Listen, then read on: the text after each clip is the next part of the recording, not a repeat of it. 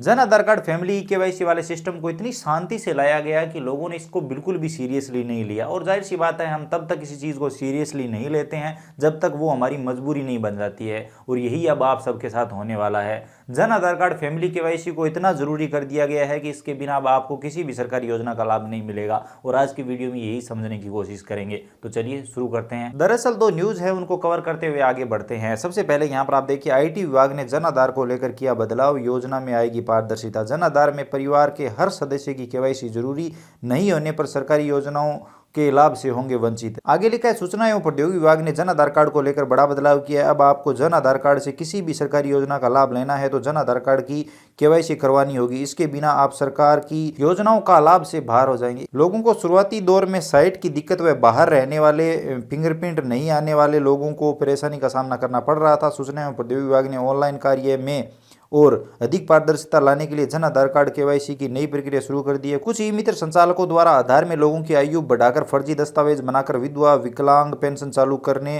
तथा पेंशनधारियों की आयु बढ़ाकर उन्हें अधिक पेंशन दिलवाने के कई फर्जीवाड़े के मामले सामने आए हैं। विभाग द्वारा ऐसे मामलों पर अंकुश लगाने व योजनाओं के वितरण में पारदर्शिता लाने के लिए केवाईसी करवानी होगी। खास बात यह है कि केवाईसी करवाने पर आधार की डिटेल जन आधार में अपडेट हो जाएगी, जो आप सबको पता है, जिसका केवाईसी के बाद कोई भी बदलाव नहीं हो सकेगा। यानी जो आधार में होगा वो same to same Jan Aadhaar card में आ जाएगा और बाद में आप जन आधार कार्ड में उसमें चेंज नहीं कर पाएंगे।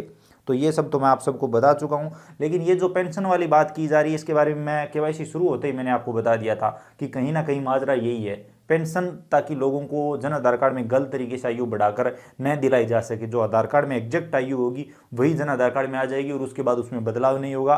तो जब वो पेंशन के लिए ऑटोमेटिक हकदार होगा, तो आप सभी को पता होगा, बहुत टाइम पहले अपडेट आ चुकी है कि जब लोग पेंशन के लिए हकदार होंगे तो ऑटोमेटिक उनकी पेंशन शुरू हो जाएगी, उनको कुछ करने की जरूरत नहीं पड़ेगी। यानी पेंशन के लिए आवेदन भी नहीं करना होगा आने वाले टाइम में। तो ये सब करने के लिए अब ये केवाईसी वाला सिस्टम लाया जा रहा है। अब आगे लिखा गया है कि अब अलग विभागों की छात्रवृत्ति योजना का लाभ नहीं उठा पाएंगे। मुख्यतः इसमें लिखा है कि एक स्टूडेंट कई योजनाओं का लाभ अब तक एक साथ उठा सकते थे, छात्रवृत्ति योजनाओं का, लेकिन अब एक ही छात्रवृत्ति योजना का लाभ मिलेगा इससे। लेकिन जहां तक हमें पता है, एक का ही लाभ मिलता था अब तक ही। अब दूसरी न्यूज़ को भी यहाँ पर देख लीजिए। भास्कर खास में लिखा है, बीएड छात्रा के लिए जेल में करवानी पड़ी थी पिता की केवाईसी। अब जन आधार कार्ड में परिवार के हर सदस्य की केवाईसी अनिवार्य है, नहीं तो सरकार की हर योजना से बाहर है।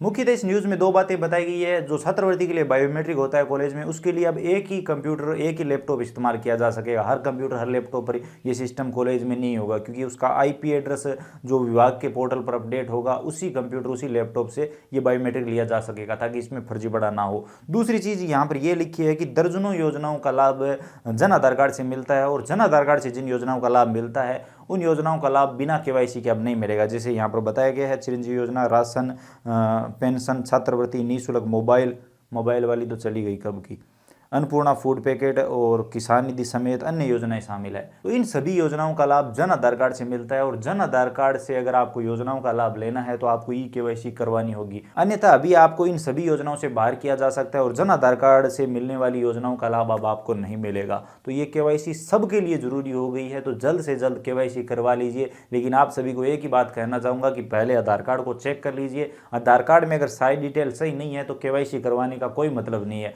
उल्टा आप और फंस जाएंगे।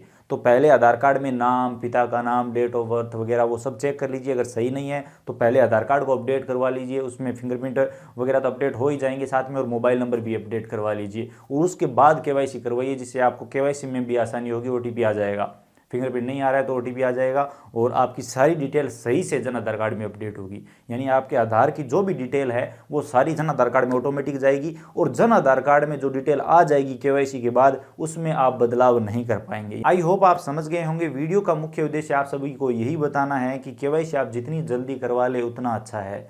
ये आपको कोई नहीं बताएगा। जब आपकी मजबूरी बन जाएगी ना ये केवाईसी, तब अगर आप भागेंगे तो आपको दिक्कत आएगी। और अगेन बता दूं, जब आप केवाईसी करवा लेंगे तो ये वेरिफिकेशन के लिए भी जाती है, अधिकारी पास करेंगे और इसमें लंबा टाइम लगेगा। तो तुरंत अभी आपको अपना जन आधार कार्ड लेना चाहिए और सभी सदस्यों के आधार कार्ड लेकर ई मित्र पर चले जाइए और ये केवाईसी तुरंत करवा लीजिए। और ई मित्र धारक को बोलिए कि सारा डेटा मिलान जरूर कर ले आधार से और जन आधार कार्ड से। अगर कोई नाम वगैरह, डेट ऑफ बर्थ वगैरह मिसमैच दिखाई दे रहा है तो पहले आधार कार्ड को अपडेट करवाया जाए। आई होप आप समझ गए होंगे। अगर नहीं समझे हैं तो ये वीडियो आप ई मित्र धारकों को दिखा सकते हैं, बिल्कुल फ्री है। और एक चीज़ और फ्री है, चैनल को सब्सक्राइब करना। चैनल को सब्सक्राइब कर लीजिए, बिल्कुल फ्री है, आपका एक भी पैसा नहीं लगेगा। वीडियो इन्फॉर्मेटिव लगा है तो लाइक ज़रूर करिए, अपने दोस्तों के साथ ज़्यादा से ज़्यादा शेयर करिए ताकि उन्हें भी इस जानकारी के बारे में पता चले। इसी के साथ अगर आपके मन में और कोई भी सवाल या सुझाव है तो आप बेझिझक कमेंट सेक्शन में लिख सकते हैं। तो चलिए मिलते हैं अगले वीडियो में।